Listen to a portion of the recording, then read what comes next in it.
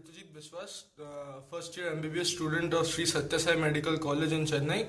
Today, as part of my continuous awareness program by the Department of Biochemistry, I'll be talking about hypocalcemic tetany. Tetany or tetanic seizure is a medical sign consisting of the involuntary contraction of muscles, which may be caused by disorders that increase the action potential frequency of muscle cells or the nerves that innervate them.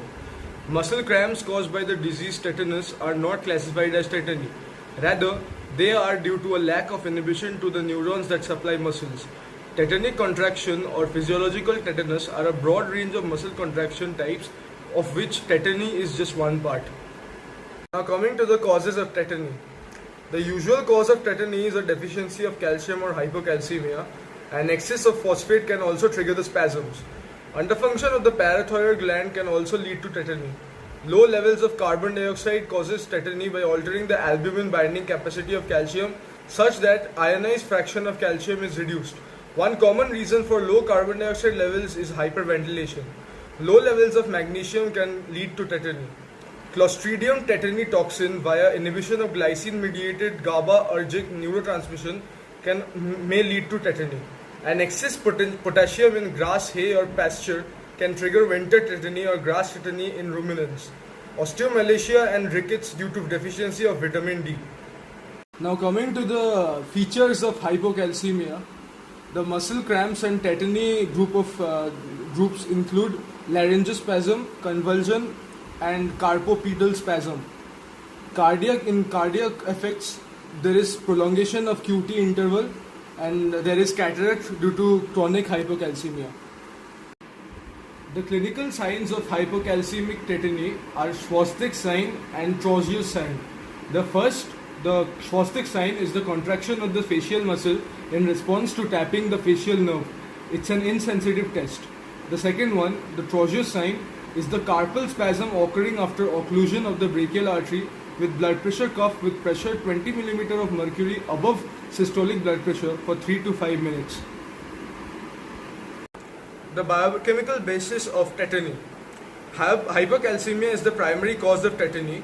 Low ionized calcium levels in the extracellular fluid increase the permeability of neuronal membranes to sodium ion, causing a progressive depolarization which increases the possibility of action potentials. This occurs because calcium ions interact with the exterior surface of sodium channels in the plasma membrane of nerve cells. When calcium ions are absent, the voltage level required to open voltage-gated sodium channels is significantly altered. Less excitation is required.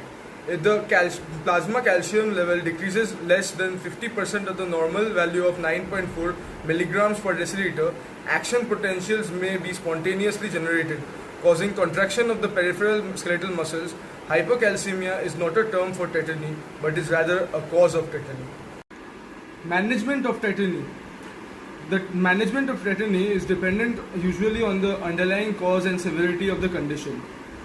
The administration of calcium alone in this scenario is not always effective. Hence, magnesium is sometimes given along with calcium. Mild asymptomatic cases often adequate to increase dietary calcium by 1000 milligrams per day. Symptomatic cases are treated immediately. Coming to the biochemical investigations of tetany.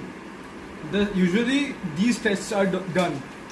Serum calcium level, ionic calcium level, serum magnesium level, blood urea level, serum creatinine level, serum amylase and serum lipase levels, serum proteins including total protein level, albumin level and globulin levels, serum electrolytes, parathyroid hormone immunoassay, tests for vitamin D metabolites, measurements of the urinary cyclic AMP response to exogenous parathyroid hormone.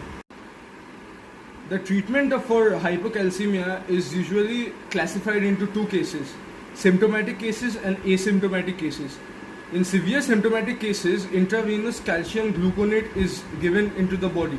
In asymptomatic cases, calcium carbonate and vitamin D are introduced into the body. I hope this video was helpful for you, and if this video was in any way knowledgeable, please don't forget to like, share and subscribe. Thank you.